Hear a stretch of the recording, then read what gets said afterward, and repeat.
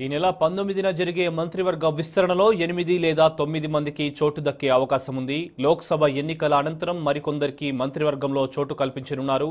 పాత కొత్త నాయకుల మిశ్రమంగా మంత్రివర్గం కొలువుదీరనుంది. అనేక అంశాలను పరిగణలోకి తీసుకొని సీఎం కేసీఆర్ మంత్రివర్గాన్ని ఏర్పాటు చేయనున్నారు. ఆదిలాబాద్ జిల్లా నుంచి పాత మంత్రులిద్దరిలో అల్లోల ఇంద్రకరణ్ రెడ్డికి మరోసారి మంత్రివర్గంలో చోటు దక్కే ఛాన్స్ ఉంది. ఇక ఉమ్మడి మెదక్ జిల్లా నుంచి స్వయంగా సీఎం కేసీఆర్ ప్రాతినిధ్యం వహిస్తున్నందున మెదక్ నుంచి మరొకరికి మంత్రిగా అవకాశం లేదు. నిజామాబాద్ జిల్లా నుంచి ఎమ్మెల్యే ప్రశాంత్ రెడ్డికి మంత్రిగా అవకాశం కల్పించనున్నట్లు సమాచారం. వరంగల్ జిల్లా నుంచి ఎర్రబెల్లి దయాకర్ రావును, ఉమ్మడి మహబూబ్ నగర్ జిల్లా నుంచి నిరంజన్ రెడ్డి, శ్రీనివాస్ గౌడ్ను మంత్రివర్గంలోకి తీసుకునే అవకాశం ఉంది.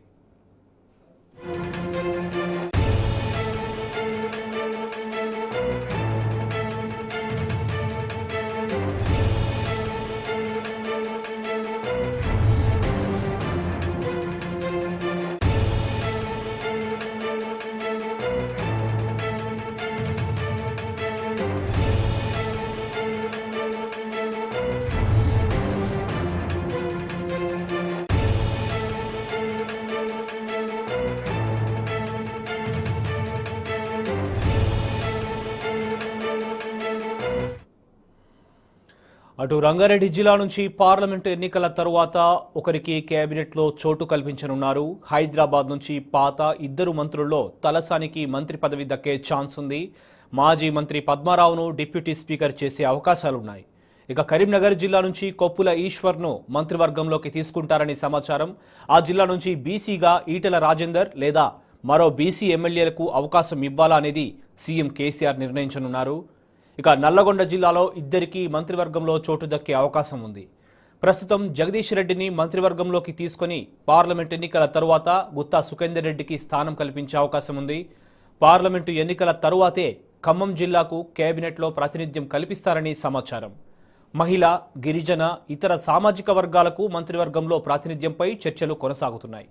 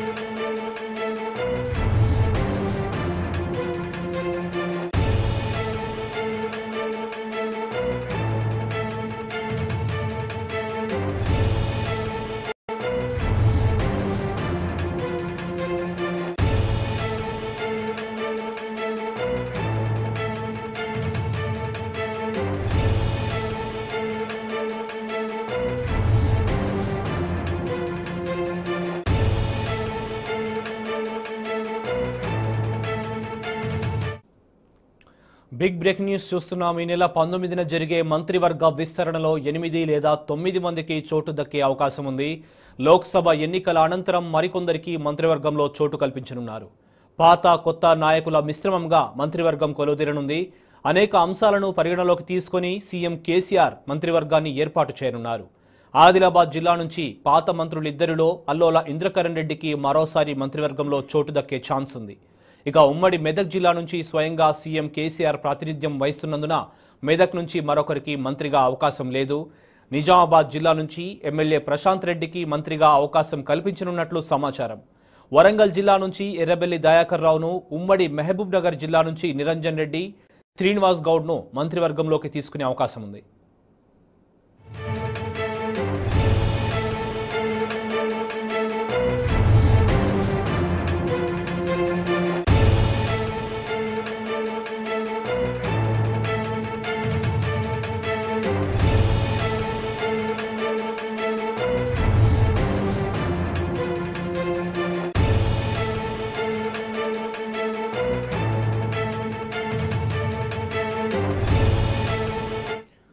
అటు రంగారెడ్డి జిల్లా నుంచి పార్లమెంట్ ఎన్నికల తరువాత ఒకరికి కేబినెట్లో చోటు కల్పించనున్నారు. హైదరాబాద్ నుంచి పాత ఇద్దరు మంత్రుల్లో తలసానికి మంత్రి పదవి దక్కే ఛాన్స్ ఉంది.